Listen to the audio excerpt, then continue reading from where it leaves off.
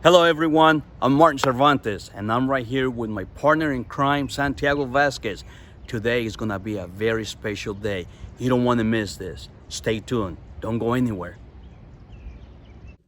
Hello, everyone. This is Santiago Vasquez. And I'm Martin Cervantes, Welcome to the Dot Pod. where communication truly matters. It's getting better. Yes, It's I've getting been better. practicing a lot. I've been practicing.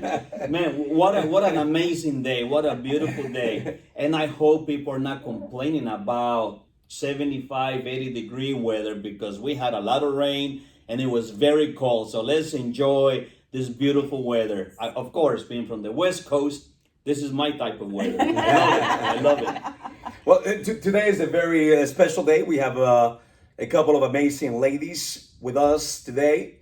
And we're going to just briefly introduce them, and then they're going to talk about them a little bit. And then we will tell you, or they will tell you exactly what they do and who they represent and the great things that they are doing for our community. See, and this is something that we've been trying to do for the longest time, bringing information to Wyandotte County, because I had no idea that this building was being used to what they do. I'm not going to say what they're doing or what they do here. They're going to tell us that, but I had no idea that this building existed to do this amazing work that you ladies are doing here. And since you are eating all the time and you're not allowing me to speak, why don't we start like this? Let them introduce themselves. Yes. Let's start right I'll here. give you that. Thank you, sir. Yeah. Thank you. Thank you so much. Would you please introduce yourself? Absolutely. My name's Heidi Pickerell, and I'm the Vice President of Midland Care PACE program. And I come from humble background. I was born on a farm where we dairied as well as raised an incredible amount of hogs. So I did that next to my grandparents and had a true passion develop being around older adults. Wow. So where were you born exactly? I was born in Northeast Kansas. Northeast Kansas. So culturally, not Yes. not real diverse, and it's been an incredible exposure for me. My father was in the military, and I was raised in a family where you don't judge a character by their color or where they're from. You judge them by their character, in fact. So. Amen to that. Amen. That's right. I'm Jamey Rodríguez. I am Community Liaison for Midland Care. I am a lifelong Wyandotte County resident. I speak fluent Spanish. I have a true passion for helping the immigrant community as well as the elderly in our community. Single mother. I have 3 kids. I'm very close to my family and was raised also in a very humble background and constantly taking in children and families who had nowhere else to go as a kid. So we better watch what we say in Spanish. Sure, yes. Excusami. Buongiorno. Io mi chiamo Santiago. I'm right. That's it. That's my little understanding of the Italian language to get me in trouble. Okay, so tell us about. Well, that's just you don't have to debate, but just make a choice. Who's going to talk about who do you represent, and what is it that your organization does for our community? So here today, Jamey and I represent Midland Care.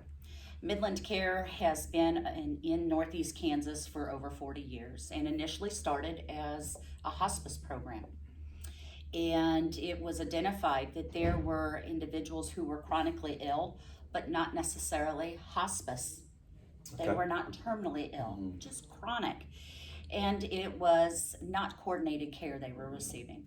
We also knew that there were a lot of seniors who were going to nursing facilities prematurely, and they were in the hospitals unnecessarily. So we did investigate and look into the PACE program of all-inclusive care for the elderly. And honestly, what it does represent is building on the positives, what an individual over the age of 55 is wanting to achieve. I'm in trouble. I'm in I saw trouble. the I look. saw- I I saw saw the the look. looks. It's like, I looked at you. I'm still in the clear. I'm good. I'm good. Oh, dear Lord, It please. comes upon us quickly. And honestly, typically what the goal is to remain independent in their home and really succeed at that. And so the PACE program wraps services around individuals who are in their home through an interdisciplinary team. And it's a large team of professionals along with the individual themselves or their family. So the physician, the social work, the therapist, PT, physical therapy, occupational therapy, dietitian, all of these folks come together and address pain points for individuals, pain points of transportation, pain points of nutrition. Even the daytime through our PACE Center, they can come here, have an engaging time, activities, but they can also receive their therapies. They can also be seen in the clinic. And all of those pieces come under that umbrella of the PACE program, including any equipment they may need in the home, their medications, and specialists. So the cardiologist, the urologist, all of those pieces come under one roof where it's coordinated and we empower them successfully and their family to keep them where they want to be. So are these medical specialists, are they housed in here or? The specialists are actually not. The specialists are through contracts, which we are held accountable through the Centers for Medicare and Medicaid, Okay. that they're meeting all of those rules as well. So here locally, we have all of the specialists through KU Med. We have Providence. We have a number of resources. So hundreds and hundreds of contracts are in place to do just that. Wow. And then we are also contracted with Wyandotte Center for Mental Health Yes. and MIR for any addiction help that is needed. We are also contracted with them for both inpatient and outpatient. Addiction. What type of addictions are we talking about? We have a few participants who are recovering either drug addicts or alcoholics. So, you know, especially with the pandemic, that's been a big setback for many individuals. And seniors have kind of been looked over when it came to the different mental health problems that they've been suffering during the pandemic.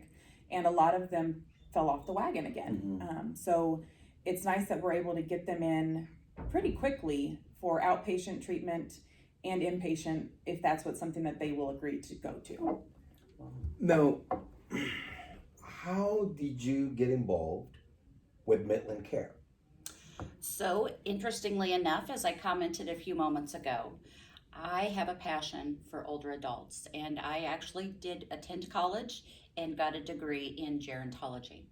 So, the study of older adults. Older adults. Wow. And at our first location in Topeka, we had an adult daycare where individuals who perhaps were unsafe to be at home during the day by themselves, cognitively perhaps, physically, whatever that might have been, so their caregivers could continue to work or even have a day break. And I was actually hired to work in that center. And because in the PACE program, the center is the center of all the spokes of services, it was a perfect fit. And I count myself very grateful. So either you or Jamey can answer this question, and this is coming from empirical experience. What I did in the past in my career as a police officer. One thing that I saw through my career was the abandonment of the elderly in the United States. And for me was a shocking experience coming from a Hispanic family where we take care of the elderly. The elderly are the foundation. You know, what we call the abuelitas and the abuelitos, you know, or grandmothers and grandparents, and we take care of them. And here in the United States, I always saw, perhaps things are changing now because of the economy and stuff like that, but culturally, once you turn 18, You're on your own. you're on your own. I think it's about time for you to move out. Yeah. And then that cycle kind of like revolves, and then when the children look at the elderly parents, they go, Nursing You're home. on your own. nursing home, you're on your Yeah. own now. So do we still have that? Obviously, Well, it seems like it, or is it changing? It's funny that you said, because that's actually how PACE started. Mm. In the 70s, it was started in California by the Asian population, because culturally it wasn't acceptable to put your loved ones in a nursing home. Mhm. So, you know, a few years later, the federal government caught on and CMS caught on and was like, this is a really good program, and it keeps people out of nursing homes, which helps us save money, but they're still getting more care. So that's how it started, was in an immigrant population, because it's not accepted culturally. Wow, that's See that? Mm-hmm. I was on the right path. Yep. You were. I was on the right path. Now, we have, Mr. C and I, we have spoken about this before. How education impacts everything that we do in life. Yeah. And again, you don't have to have a bachelor's degree, master's degree, or a PhD to be a great person. That level of consciousness culturally, where you say to yourself, I have to be responsible and accountable for my own actions. And because whatever I do reverberates. And Wyandotte County has a history of poor education, results of poor education. Hey now. And I work for the district, so I'm not bad-mouthing anybody. Okay? I'm just saying, I'm just giving you the facts. Yes. But I love Wyandotte County. I'm not from here, but I've been living here for what now, 34 years now. So you can claim it. Yes. I'm adopted. And also our health issues are very tough, very tough issues, you know. So how is Midland Care? What is Midland Care doing exactly? What are you guys doing in order to say, well, everybody has tried this, but we are going to do this in order to truly improve what is provided to the elderly population that seems to be abandoned in many cases, in particular within the population that seems to have less financially. And that's our main population that we serve, are the underinsured or in the low income. Anybody can be on PACE, but the majority of our participants are considered low income. Low income. And I think the best answer is that through that IDT, the interdisciplinary team, you know, we have transportation, the doctor, nurse practitioner, nurse case manager, social work, home care coordinator, dietitian, physical, occupational, speech therapy, activity director, life enrichment. So at home, they have different activities that we've been doing with them at home during the pandemic, and then also here when they come in. But what that does with the IDT is that's that many eyes on that individual. So if, you know, Mr. Smith is walking a little funny, transportation will notice that and say, hey, he was walking a little funny, maybe we need to check him out. Or, you know, Mrs. Johnson, she was kind of talking funny. And, you know, we just get to know them. So with all of those individuals who know these people and see them on a daily basis, we know when something is not right with them. And the other way is we get them out of their house. They're able to come here and socialize, which for that population is huge. We have so many people who, prior to coming on to PACE, all they did was sit in their apartments and look out the window. There. Either because they didn't have family members who would take care of them, or they didn't feel safe leaving their home by themselves because of the community. So give me, without mentioning name, of course, give me an example of an individual that had this 360-degree change. Because I mean, you can fall into depression when you're not around loving people, people with whom you can actually socialize. Can you give me an example of You that? bet. Actually, just spoke with a gentleman here at the center this morning. And oftentimes individuals want to share some of the challenges they may be experiencing with a program. He said to me, I wouldn't exist without PACE. Wow. Nice. Wow. Very nice. Now, Wow. being in healthcare is a very challenging time, and certainly this pandemic. And one of the ways that we've been very successful here in Wyandotte is because our staff are from Wyandotte. These are neighbors caring for neighbors. And in his case, it is a matter of someone who, as we've been discussing, has been abandoned by his family.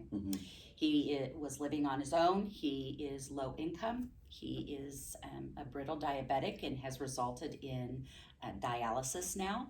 And so all of that is coordinated along with his other chronic conditions. So the congestive heart failure, but all of those pieces come together. In one of our conversations, he was talking about his renal diet.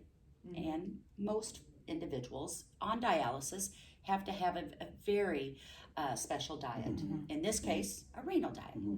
Now, And it's delivered to his home for him. Yeah. wow. And he says it's actually pretty good. So Wow. that's a huge, Wow. that's a huge point there. How do people find you? How do you find these people? How do I qualify for this program? So Jamey and her team are out every day, all day long, speaking with community groups, speaking to individual physicians in their offices, trying to share with them this program is unlike others. We are in the managed care world, which is a very frightening name, which is or descriptor. Yeah. We're set apart because we have intimacy in our programs given the small population we serve. I know exactly how he likes his coffee. Please use after 2 knocks, holler and enter into the home. It's that level of intimacy Wow. when nice. providing the care. And so to your question, it really is a matter of reaching out and sharing with individuals. Centers for Medicare and Medicaid, CMS, monitor us very, very this is a valid program. And it's difficult. So it's a matter of communicating with Absolutely. people. So Communicating with Communication. different Yes. organizations. And we thank you for that And we- opportunity. that's what we depend on because CMS is very strict. We can't post a huge billboard. We can't go out and advertise. We have to depend on community members to spread the word and invite us to their different events to participate. Now, is it possible for you, I don't know if you work in conjunction with the local law enforcement authorities that we have in town to help you out? Or do you work with other local groups in town to help you out? I'm working on that. Because I know our local, the Kansas City Yeah. Kansas Police Department, they have a CIT team, which is very limited because Yeah. funds, everything is money in this Yes, planet. if you have an in for me, you let me know, and I would be glad to go and I'm no get a meeting longer with somebody. I'm no longer a police officer, I'm- but you can Yes. reach out to Officer Ortega, and I can I don't know if you have ever met her, I don't think so. but I think I've just Officer seen her maybe on the livable neighborhoods and stuff like Officer Ortega, she's overwhelmed. A lot of she's overworked and probably underpaid, Yeah. but she's phenomenal. Yeah. She is phenomenal. You're gonna have to. I will give you Yes. her number, and you're gonna have to reach Yes. out to her because. It's definitely something we want to do Yeah. because you all get called for those welfare. I mean, they get called for welfare checks. Yes. With the sheriff's department, we were going to meet, and then COVID hit, and that kind of was Yes. like, never mind, we'll put that off to the side. The fire department, we're also trying to, because obviously they're seeing the same population we're seeing. But I No. think the Kansas fire marshals or fire chiefs, they have different rules. We can be the solution for individuals, and those individuals that are part of the program, as I mentioned, have to be 55 or older. They have to live in Wyandotte, and actually we serve not only Wyandotte from this site, but also Leavenworth County. Okay. They have to be deemed nursing home eligible. So this is often very, very frail Well, individuals. What if I'm 55, which I'm not yet, and I'm unemployed. Okay. I don't have health insurance. I don't qualify for Medicare, Medicaid. What happens then? So our I need help. Yes. You do. So our intake coordinator would meet with you and determine whether or not you do qualify for those services, because many individuals do qualify for Medicaid and they don't know it, Mhm. or they don't know how to fill out the application. Correct. And it's a We'll very assist. overwhelming application. I mean, I did it for 3 years at KU, and it's overwhelming to fill that thing out. So you guys actually have a team of people that will walk us through the whole process Yep. from beginning to end, and then give services Yes. needed. And if it's deemed that you don't meet PACE criteria, we don't just toss you to the side. We will connect you with other community resources that can help you. Oh, okay. Yeah. Well, that's good to know. Now, Jamey, in the beginning of the program, you stated that you're fluent in Spanish.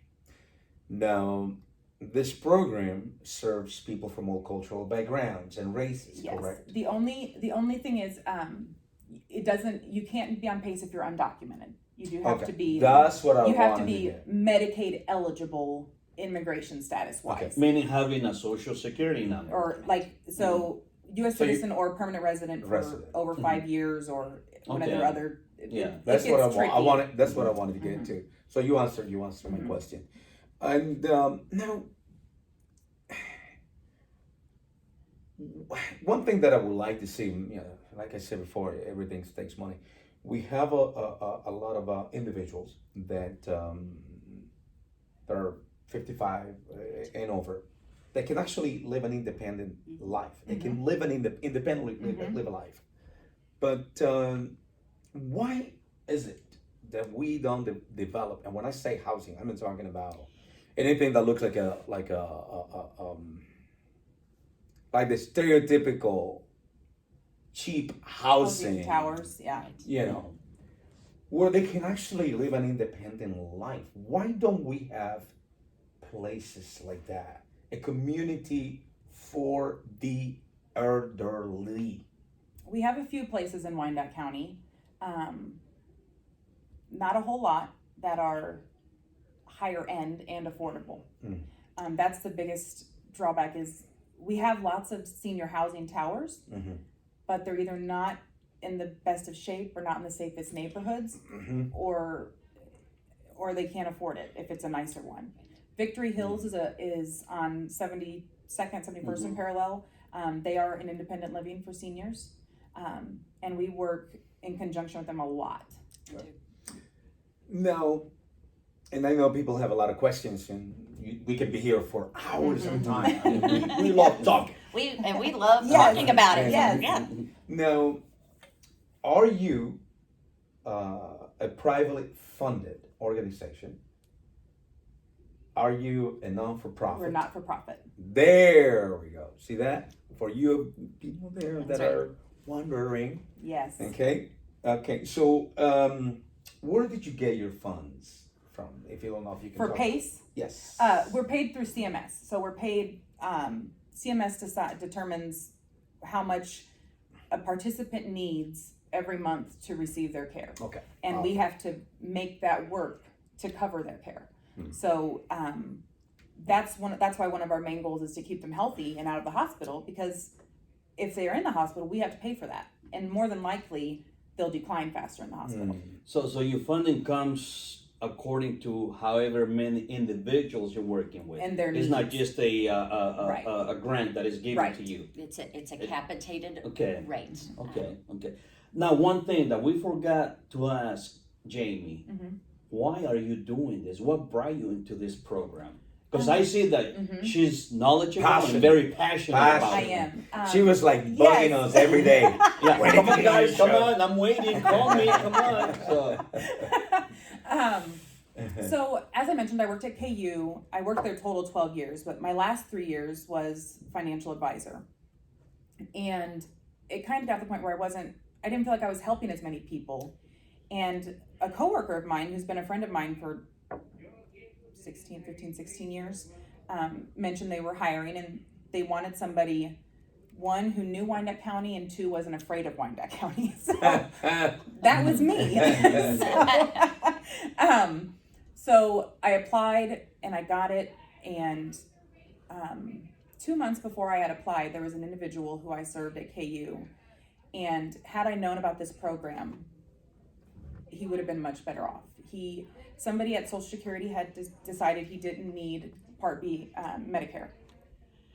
And he was a Cuban immigrant, and so there was the language barrier, there was the cultural misunderstandings, and he told me crying, and he was diagnosed with cancer, and so he couldn't get any outpatient chemo because he didn't have Medicare Part B. Wow. And he told me crying, he said, I would rather kill myself than go back to a nursing home. I'm going to die there. And it was an curable and easy cancer to fix. But all he knew was he was going to a nursing home for a few months because that's how the only way he could get his chemo. And had we known about that, he could have been on PACE.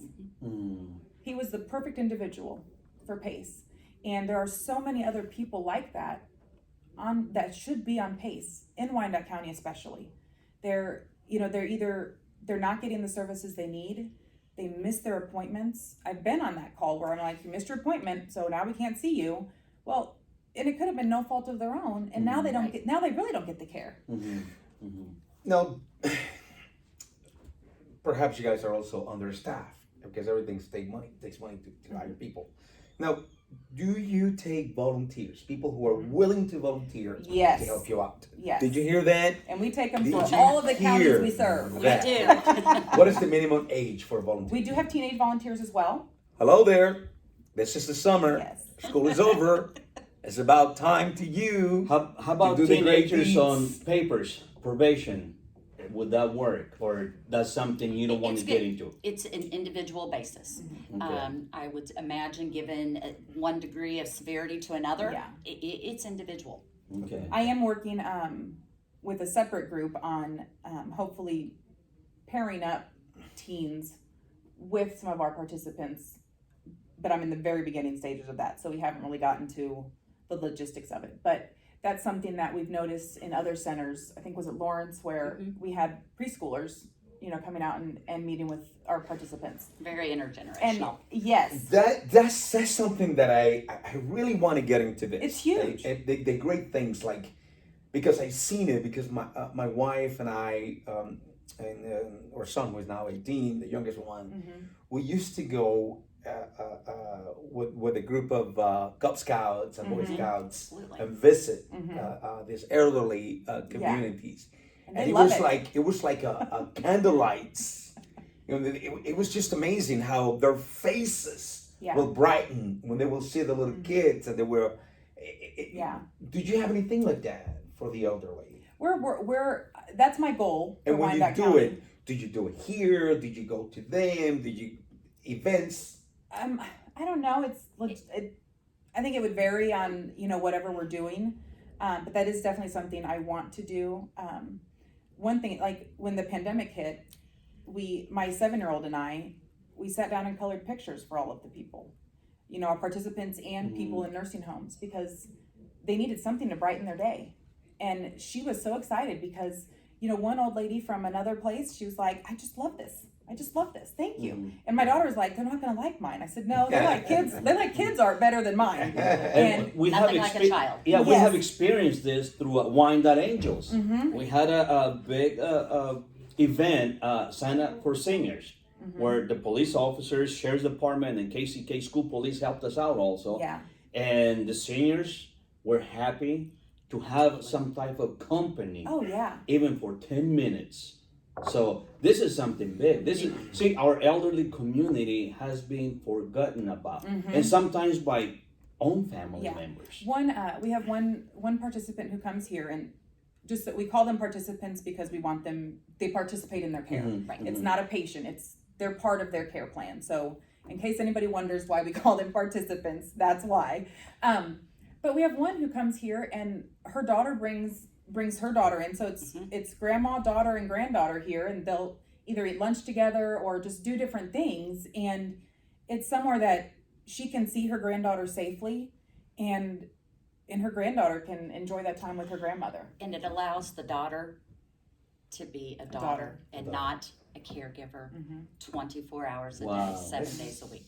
Wow. It's tough. Yeah, It's- well, it's- and we serve a lot of people with dementia.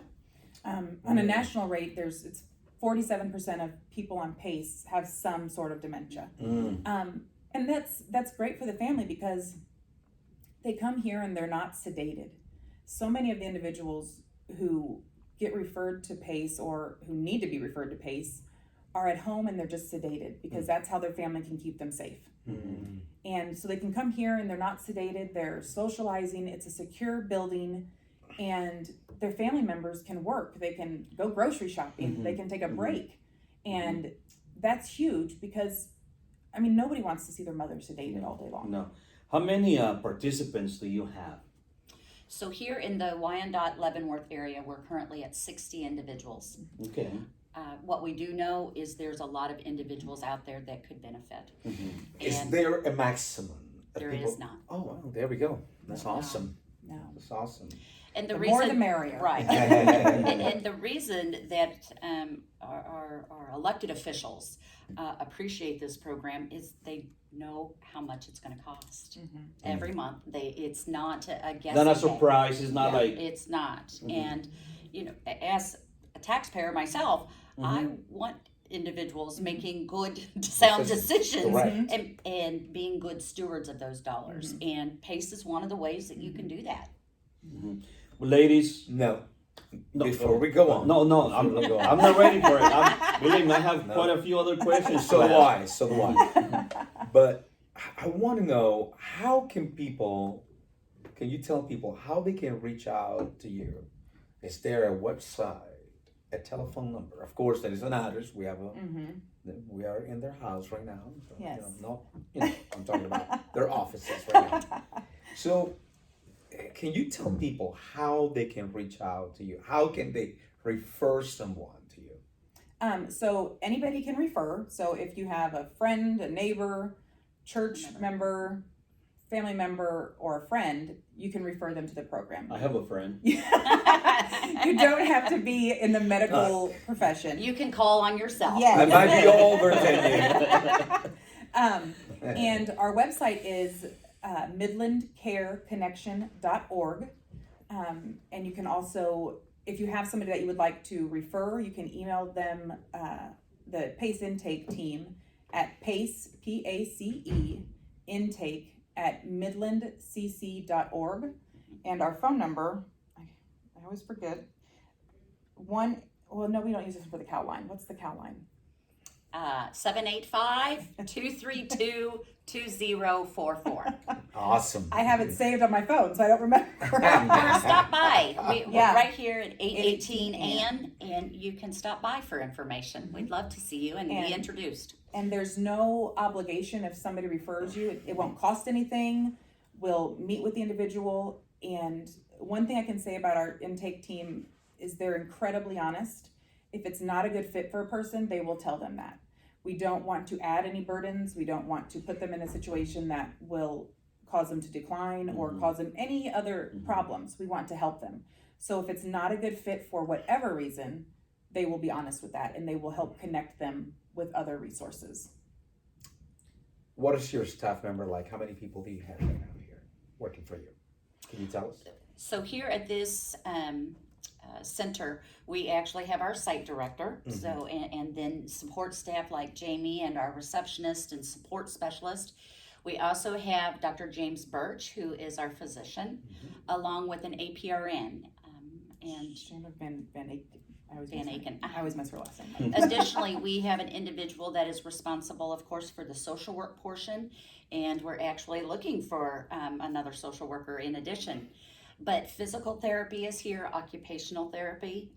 We have life enrichment. So those individuals that want to build on your interest and what you're good at. We don't want anyone to fail, and this is failure free.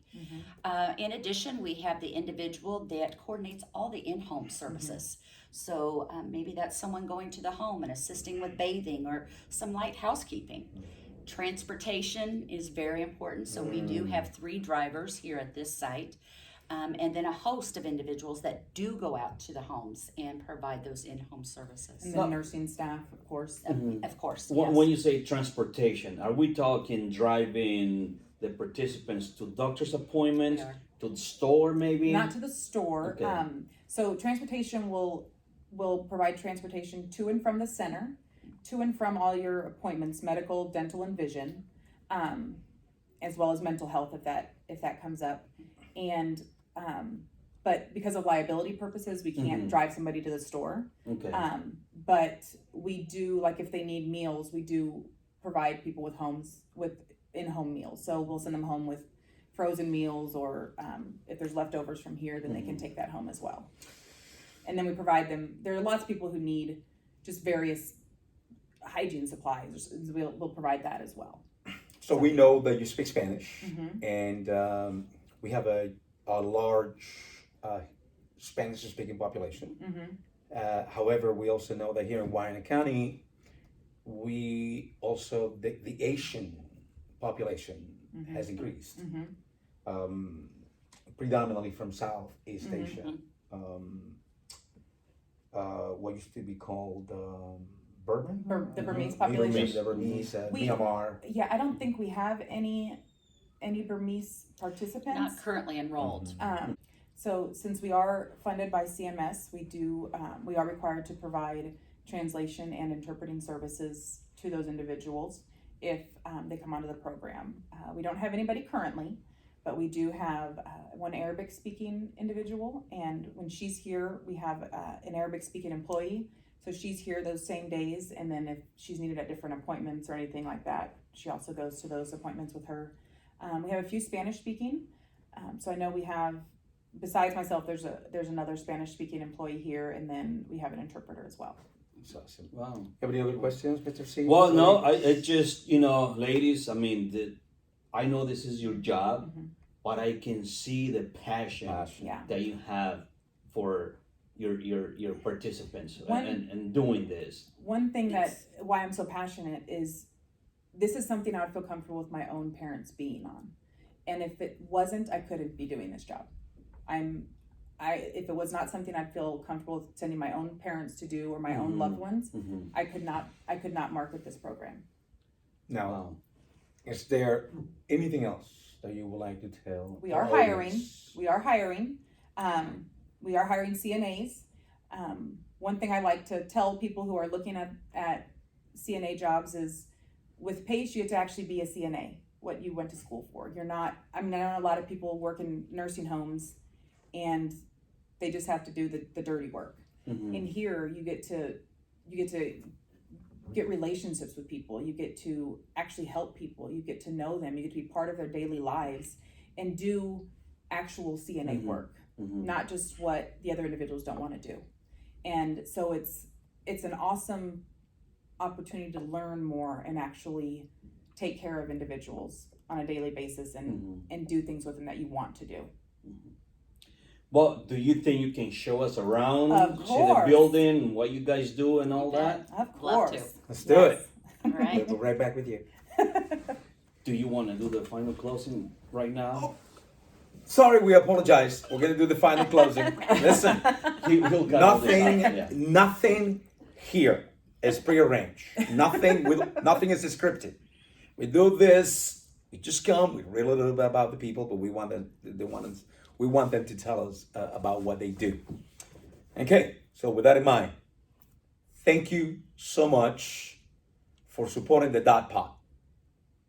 Once Yes. again, Well, thank you, ladies. thank you to the you. ladies. Heidi, Thank you. Jamie, thank you for having us here. Thank you for allowing us to tell Wyandotte County about your place, about your building, about what you're doing, and for showing us your passion for doing this. It's just truly amazing. We need more people like yourselves. We need a lot more people like We're yourselves. so grateful. And Jamie, thank you you. so much for insisting. Thank you And for persisting. Thank you for not blocking me. And remember, look forward. Don't look back. Stay That's right. positive, Wyandotte County.